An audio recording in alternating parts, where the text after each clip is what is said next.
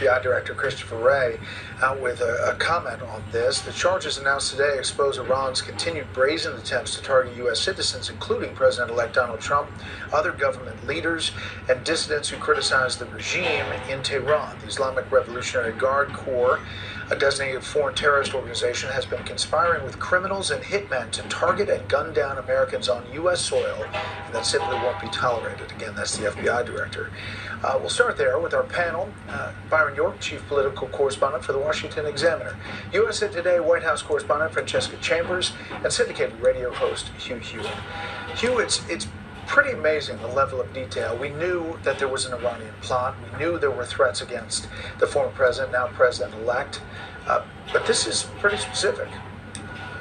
It is, and it's been going on for 4 years, and now the details are emerging. Deterrence has failed vis-a-vis the Iranian Revolutionary Guard Corps, Brett. And now we've learned just the tip of the iceberg. They've been trying to kill President Trump. They've been trying to kill Mike Pompeo, Robert O'Brien, Brian Hook.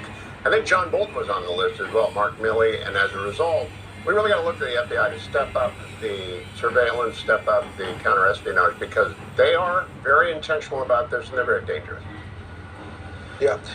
Francesca, we just didn't hear about that much at the end of this campaign. Obviously, it was in the middle of a campaign.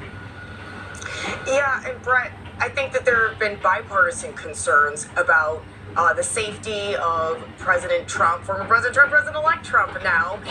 We saw that, following the two assassination attempts on him, that you had lawmakers on both sides of the aisle say that there needed to be stepped up security, both of him and other officials, and really calling for reforms at this point of the Secret Service as well. So I'll be on the lookout as we get into Congress back into session to see what happens with that. Yeah. One of the people that you mentioned that is in the Iranian crosshairs is Brian Hook, a former State Department official. He's leading the State Department transition. Talked to CNN about what Iran policy may start to look like again.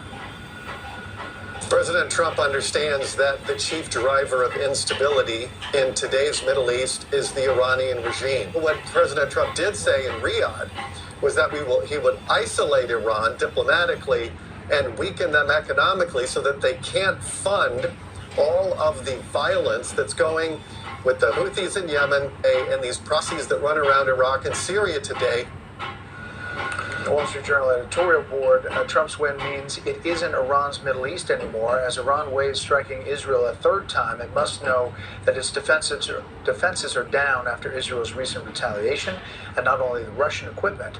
The Biden administration can no longer protect the Iranian regime. President Biden's leverage over Israel has largely collapsed thanks to U.S. voters. Byron, this is a big shift that will happen quickly when President Trump takes office. Yeah, it will be huge. And cutting off Iran's oil revenue is what Trump did very successfully before. And since Joe Biden's been president, Iran has had an extra $40 billion in oil revenue to do things like fund Hamas. The assassination plot really shows the variety of threats that Trump faces. He's got unstable people in the United States who are being kind of stirred up by all the terrible things they hear about Trump. And then he has foreign actors, including Iran. One sort of fortunate thing for Trump is the indictment says that the Iranians thought that Kamala Harris was going to win, and perhaps it'd be easier to assassinate Trump after he lost the election. So now the plot has been foiled, and hopefully won't come back. All right, so Hugh, the reaction, the headlines about the left and their absorbing this loss. Now it's the resistance again. The second resistance to Trump must start right now. That's the Washington Post. Newsweek will fight to the death. Democratic governors plan a war against Trump. Senator Elizabeth Warren, here's the plan to fight back. What's your take, 30,000 feet of what you've heard from the left in reaction to this? I mean, it is so stark. The level of the win, if you look at the map and all of the red, it's pretty amazing. First rule of holes applied, Brett. You got to stop digging at some point, and they keep digging. I support everyone's right to march and to protest and to proclaim. What I do not want to see is the resistance inside the executive branch. They ambushed President-elect Trump the first time it was President-elect Trump, and this time the executive branch, if they try and be part of the resistance, they have to be shown the door right away, because This is almost pathological levels on some of the shows I've been watching. And get help. Talk to people. It's just an election loss. You're going to have another election. The Republicans won in 1980. They lost in 1982. I think we're going to get whacked in 2026. So just treat it like politics, not like the apocalypse. All right.